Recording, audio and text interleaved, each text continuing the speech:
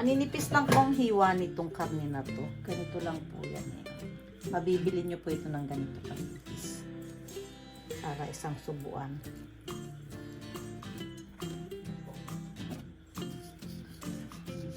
Garlic powder. 1/4 teaspoon paminta.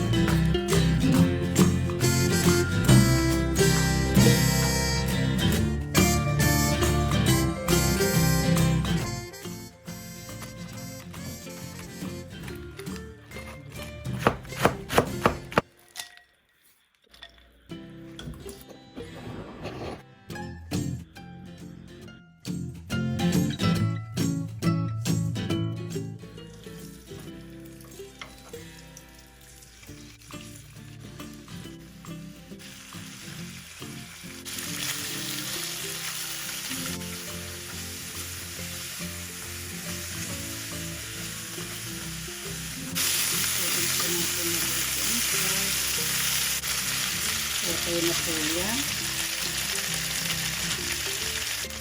Tumipining po sa ilalim yung cornstarch, kaya haluin po ninyo.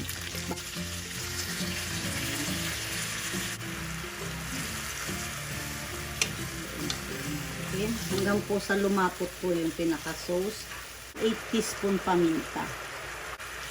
So, malapot na po. Ayan. Okay na po ito. Ayan. Bali, 4 na minuto lang po. Off ko na po yung kalan. Ayan po. May konting sabaw.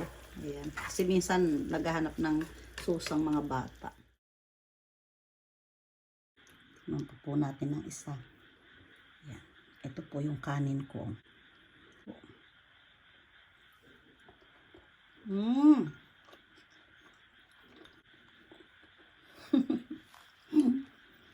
Ang sarap po. Pagpapawisan ka ng husto nito. Gaganahan ka pong kumain. Try nyo po ito. Sigurado po akong magugustuhan ninyo ang timpla.